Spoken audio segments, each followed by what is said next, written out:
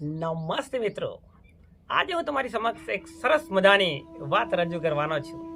વિડીયોને અંત સુધી જોજો, ખૂબ જ મજા આવશે. મજાની પણ છે અને સમજવા જેવી પણ છે. ઉનાળાના દિવસો હતા, ગરમીનો સમય હતો. એક યુવાન પોતાના ખેતરમાં પોતાના કામ માટે ગયો હતો. બપોરનો સમય હતો, થાક પણ ખૂબ જ લાગ્યો હતો અને ગરમી પણ ખૂબ જ પડતી હતી. એટલે યુવાનને થયું, ચાલો બપોરના સમયે થોડો હું આરામ કરી લઉં અને પછી કામ કરીશ. તેના ખેતરની ખૂબ જ નજીક એક તળાવ હતું અને આ તળાવના કિનારે એક મોટું કટાદાર વૃક્ષ હતું. યુવાન ત્યાં આરામ કરવા માટે જાય છે. ખેતરમાં છે એટલે સાથે કશું હોય નહીં. યુવાને તેના હાથનું અશીકું બનાવ્યું અને જમીનની પથારી બનાવી અને ત્યાં આરામ કરવા લાગ્યો. હાથનું અશીકું છે અને એની નજર જે છે ઉપર ઝાડ ઉપર પડે છે. આ યુવાન જે ઝાડની નીચે સૂતો હતો એ ઝાડ હતું વડલાનું ઝાડ. એક મોટો ઘટાદાર વડલો, મોટા મોટા પાન, લીલાછમ પાન અને મોટી મોટી વડવાઈઓ. યુવાનની નજર વડલાની ડાળી ઉપર પડે છે અને આ વડલાની ડાળી ઉપર નાના નાના વડલાના જે ફળ હોય ત્યારે આપણે ટેટા કહીએ છીએ. આ નાના નાના ટેટા ડાળી ઉપર લાગેલા હતા. જેવા ટેટા ઉપર યુવાનની નજર પડે છે એટલે એનું મગજ જે છે એ વિચારે ચડે છે, વિચારવા લાગે છે અને ભગવાનની કાપી કાઢવા લાગે છે. નવ યુવાન છે, હજુ એણે સંસારને જોયો નથી, હજુ દુનિયાને જોઈ નથી. એ ભગવાનને મનોમન કહેવા લાગે છે, અરે ભગવાન, તું કેટલો મૂર્ખ છે, તને કશી ખબર પડતી નથી. તું કેવો સંસાર બનાવ્યો છે, કેવી સૃષ્ટિની તું રચના કરી છે. તારા કરતા તો મારી જોડે વધારે બુદ્ધિ છે.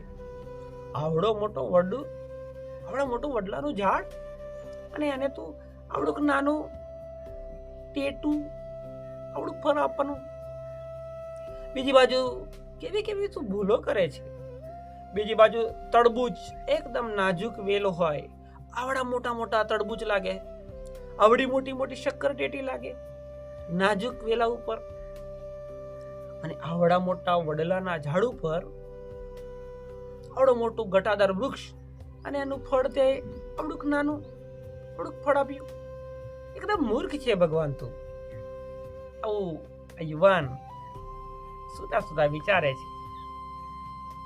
યુવાનીનું જોશ છે એનામાં, ભગવાનની ખામી કાઢે છે.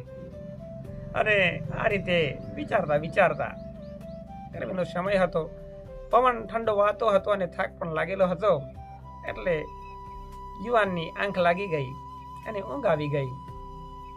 અને જોતામાં યુવાન ઘસઘસાટ ઊંઘવા લાગ્યો.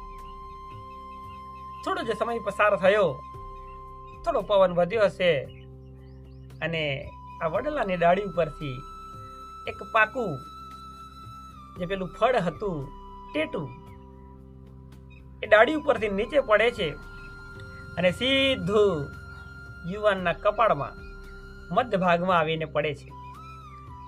ઉપરથી પડેલું જે ટેટું હતું એટલી સ્પીડમાં આવ્યું, એટલું ઝડપથી આવ્યું નીચે અને એ યુવાનના કપાળ ઉપર એ રીતે વાગ્યું કે યુવાન એકદમ બેબાકડો થઈ અને જાગી ગયો, એકાએક ઉઠી ગયો. તેને ખબર પડી કે કંઈક પડ્યું છે એટલે તેણે હાથ ફેરવ્યો કપાળ ઉપર. તેને અહેસાસ થયો કે ભાઈ વડલાનું જે નાનું ટેટું હતું તે તેના કપાળ ઉપર પડ્યું છે. અને હાથ ફેરવીને જોવે છે તો કપાળ ઉપર મોટું એવું ઢીમચું જે કપાળ છે એ સૂજી જાય છે, ફૂલી જાય છે. યુવાનને ખૂબ જ દુખાવો પણ થાય છે. એટલે યુવાન સુતા પહેલા જે વિચાર કરતો હતો એ વિચારને ફરી વિચારવા લાગે છે. યુવાન વિચારે છે કે હું થોડી જ વાર પહેલા ભગવાનની ખામી કાઢતો હતો, હું ભગવાનની ભૂલો શોધતો હતો કે ભગવાન મૂર્ખ છે ને કશું ખબર નથી પડતી. આ વડના મોટા ઝાડ ઉપર તરબૂચ જેવું મોટું ફળ આપવું જોઈતું, આવું હું વિચારતો હતો.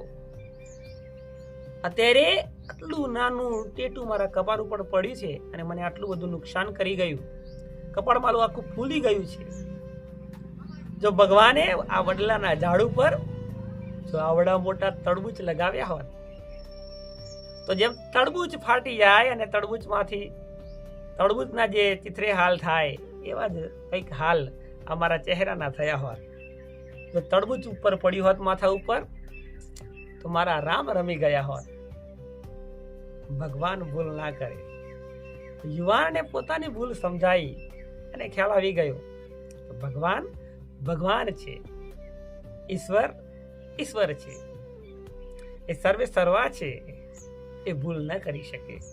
આ વડલાનું ટેટું પડવાથી જો મને આટલું નુકસાન થયું, જો તડબૂચ પડી હોત તો શું હાલ થાત મારા.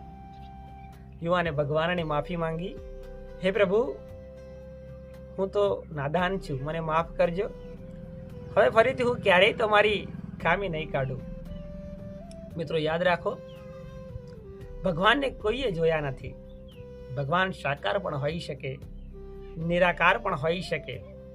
જેની જેવી શ્રદ્ધા અને જેવી આસ્થા, જે સ્વરૂપે તમે એને પૂજો છો એ સ્વરૂપે તમને મળશે. કોઈએ ભગવાનને જોયા નથી.